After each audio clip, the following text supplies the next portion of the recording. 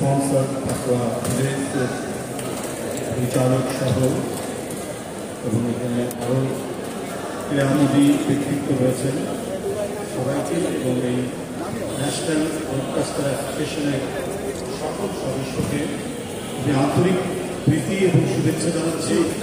তাদের নিজস্ব প্রফেশন একটা কাজ তারা বেছে নিয়েছেন, একটা উদ্যম বেছে নিয়েছেন যেটা তার প্রফেশনকে শক্তি বৃদ্ধি করবে, প্রাণবন্ত করবে, প্রাণোচ্ছল। এটা আমার বিশ্বাস। যে কোনো কাজই যে কোনো মানুষ করতে পারে, তার সাথে তার দেহ এবং মনকে নির্মাণ করার জন্য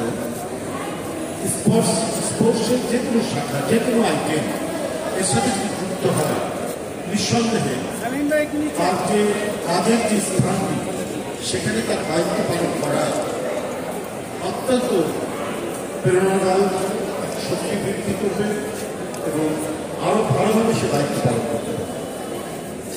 খুব ভালোটাই বলেছে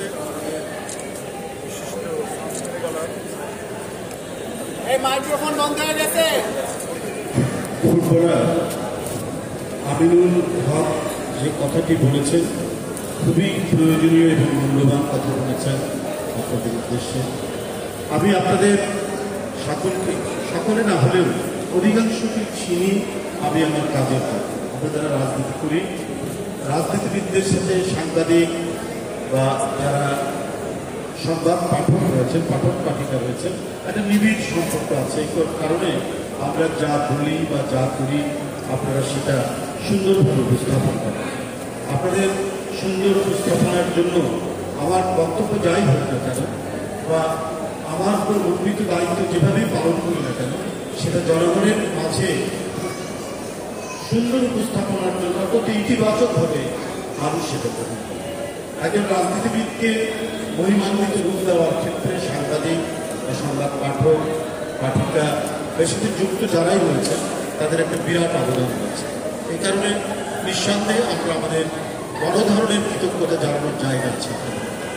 আমাকে রাহুল রাহা যখন জানিয়েছে আপনাদের এই অনুষ্ঠানটির কথা, আমি একবারে নিঃসঙ্গ চিত্তে আমি সেটা গ্রহণ করেছি যে এই তরুণ ভাইরা তাদের দায়িত্ব পালনের পাশাপাশি তারা ফুটবলের মতো একটি ক্রীড়ানুষ্ঠানকে গ্রহণ করে তারা প্রতিযোগিতায় নিজেরা লিপ্ত হচ্ছে।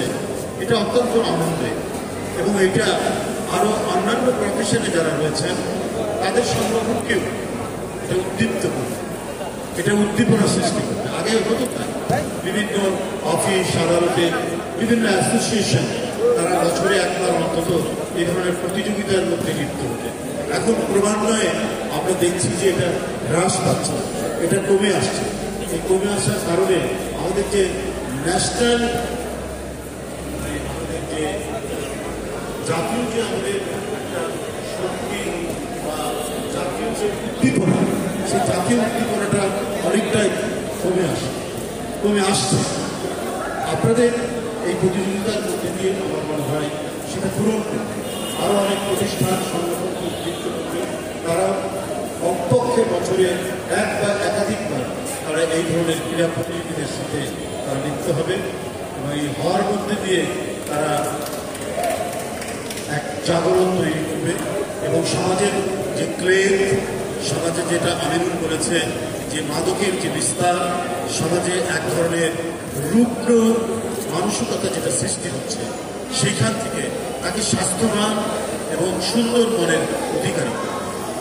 আমরা অধিকাংশ তরুণকেই লিপ্ত হতে দেখছি এই কি বলে ফেসবুক এবং অনলাইন ভিত্তিক সামাজিক যোগাযোগ মাধ্যম ভিত্তিক অতিরিক্ত যেটা প্রয়োজনীয়, যেটা পরিমাপের মধ্যে থাকবে, যেটা তার শিক্ষা এবং জ্ঞান চর্চার জন্য যেটা দরকার, সেইটুকু তারা সামাজিক যোগাযোগ মাধ্যম বা ফেসবুকের মধ্যে লিপ্ত থাকতে পারবে। প্রযুক্তি, আইটি ভিত্তিক প্রযুক্তি সেটাকে অতিরঞ্জিত মনে করে তার ক্লান্তি আসবে, তার মন এবং মগজের মধ্যে এক ধরনের স্থবিরতা তৈরি হবে।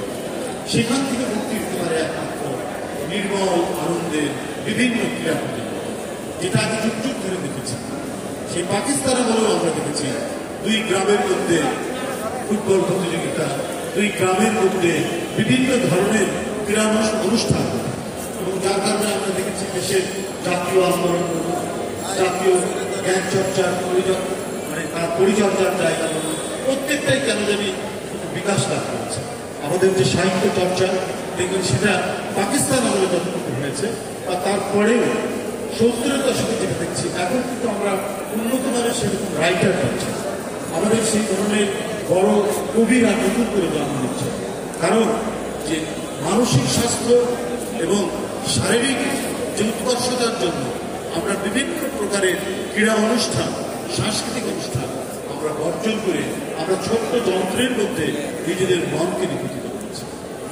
আমি আজকে অত্যন্ত অনুপ্রাণিত, আপনারা বিভিন্ন বেসরকারি টেলিভিশন, রেডিও, সংবাদ পাঠক পাঠিকারা এই ধরনের একটি অনুষ্ঠান করবো। আমি কিন্তু প্রথমে যখন বলেছিল তখন কিন্তু আমি ভাবতে পারিনি যে এই ধরনের আপনারা ফুটবল প্রতিযোগিতার মধ্যে আপনারা আমি মনে করেছি যে এটা আপনাদের অন্য কোনো অনুষ্ঠান, কিন্তু আজকে সকাল থেকেই আমি বুঝতে পারছি যে এটা একটা ক্রীড়া অনুষ্ঠান এবং এইখানে আপনারা যুক্ত হয়েছে, এবং এই কারণে আমাকে আপনাদের এখানে আসতে আরও বেশি আমি সেই ক্ষেত্রে অনুপ্রাণিত হয়েছি।